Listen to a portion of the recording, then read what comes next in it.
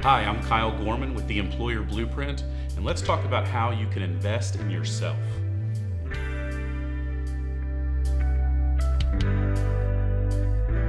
So the first recommendation that I'm going to make in investing in yourself is actually to look to others. And what I mean by this is find an affinity group or find people in your community that are like-minded of some kind, that have similar interests and similar goals, especially as it relates to your business. And connect with those people, spend time with those people. They can become great counsel for you as you are trying to make decisions. But obviously it has to be people that you can build trust with, because you want people that you can share information, intimate secrets about your business, about your vision and your goals, but you want them to be honest with you. And so it's important to really have people that you can trust, that can trust you, so that they can be honest. You don't want yes people, but look to others as you actually try to invest in yourself.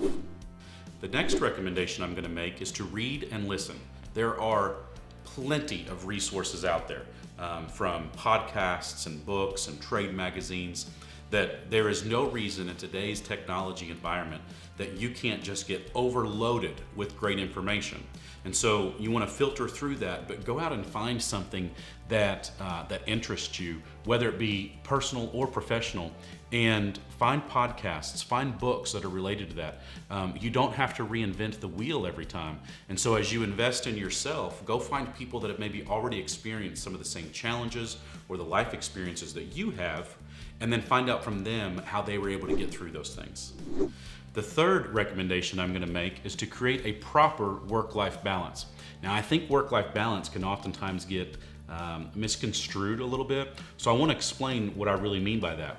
You know, it's important that not 100% of your time go into your professional life, of course, and we've talked about that before a little bit, but you also need to understand that can be very seasonal. There may be times that your work is very, very busy, and maybe your personal life isn't getting the time that it deserves.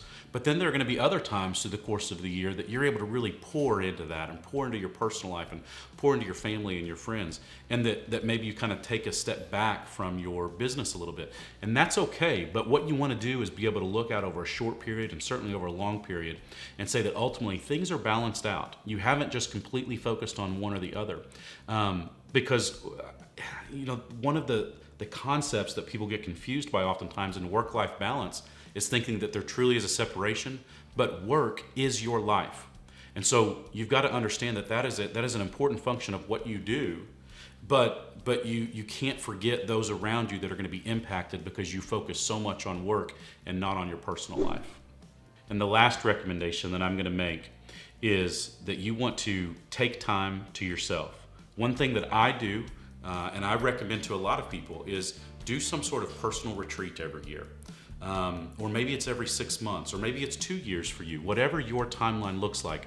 But typically, what we find in a lot of leaders and a lot of professionals is that they kind of get through a period eventually where they just feel overwhelmed, where they feel stressed, and not the normal kind of stress that drives us, but the stress that really wears us down, where we need time almost to kind of mentally reset. And so for different people, this happens at different intervals. I know for me, it happens about every 6 to 8 months. Well, one of the things that I try to do is just take some time to myself whenever that happens. And maybe that is, maybe for you, that's just taking a long weekend with you and your spouse. Maybe that's taking a weekend just literally to yourself. That's the way that I like to do it. Take just a day or two. I like to go visit family when that happens. And so for me, it's more about just the fact that I'm away from my normal day-to-day. I get a little time in the car or a little time on a plane where I'm just by myself, and I can go back to reading and listening, checking out podcasts, audiobooks, read a book, but just take some time to really focus on me and reset my priorities, reset my mind so that I don't get so bombarded in the day-to-day. So you want to make sure to take time to yourself as you're trying to invest in yourself. So these are some basic tips on how you can invest in yourself to drive yourself forward and make yourself even better.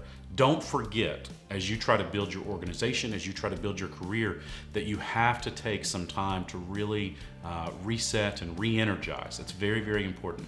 So this is how you can invest in yourself. And if you found this beneficial, please be sure to share it. Of course, I always want to encourage you to subscribe to the YouTube channel for more great information and to get this content every single week. I'm Kyle with the Employer Blueprint, and have a great day.